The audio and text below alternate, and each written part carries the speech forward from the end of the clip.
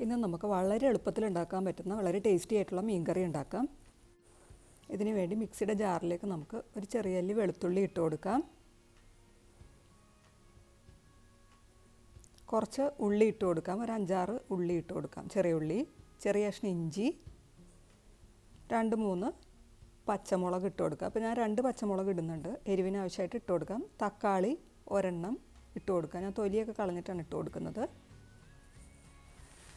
ഇനി ആവശ്യത്തിന് ഉപ്പ് ചേർത്ത് കൊടുക്കാം. ഞാനിപ്പോൾ 1.25 ടീസ്പൂൺ ഉപ്പ് ഇടുന്നുണ്ട്. ഇനി മഞ്ഞൾപ്പൊടി ചേർത്ത് കൊടുക്കാം. ഒരു 1/4 ടീസ്പൂൺ മഞ്ഞൾപ്പൊടി. ഇനി മുളക് പൊടി 2 ടേബിൾ സ്പൂൺ ചേർക്കുന്നുണ്ട്. ഇനി കുറച്ച് വെള്ളം ചേർത്ത് കൊടുക്കാം. ഇനി ഇത് നന്നായിട്ട് അരച്ചെടുക്കാം. ഇനി നമുക്ക് ചട്ടി അടുപ്പത്ത് വെച്ച് നന്നായിട്ട് ചൂടായി കഴിയുമ്പോൾ അതിലേക്ക് 2 ടേബിൾ സ്പൂൺ വെളിച്ചെണ്ണ ഒഴിച്ചു കൊടുക്കാം. ഞാനിപ്പോൾ ഇതിൽ ഉലുവ, കടുക് ഒന്നും ചേർക്കുന്നില്ല കേട്ടോ. ഉലുവ ചേർക്കണമെന്നുണ്ടെങ്കിൽ ഉലുവ ഇട്ട് പൊട്ടിക്കാം.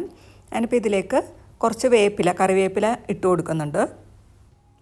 കറിവേപ്പില ഒന്ന് സോട്ട് ചെയ്തതിന് ശേഷം അതിലേക്ക് നമ്മൾ അരച്ചു വെച്ചിരിക്കുന്ന അരപ്പ് ഒഴിച്ചു കൊടുക്കാം. അരപ്പ് ഒഴിച്ചു കൊടുത്തതിന് ശേഷം ഹൈ ഫ്ലെയിമിലിട്ടിട്ട് ഈ അരപ്പ് നമുക്കൊന്ന് വഴറ്റാം. ആ എണ്ണയിലൊന്ന് വഴറ്റാം, വെള്ളം ഒഴിച്ച് കൊടുക്കുന്നതിന് മുമ്പ്.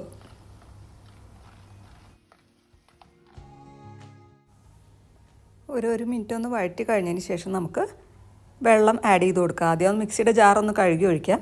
കൂടുതൽ വെള്ളം വേണമെങ്കിൽ കുറച്ചുകൂടി ആഡ് ചെയ്ത് കൊടുക്കാം.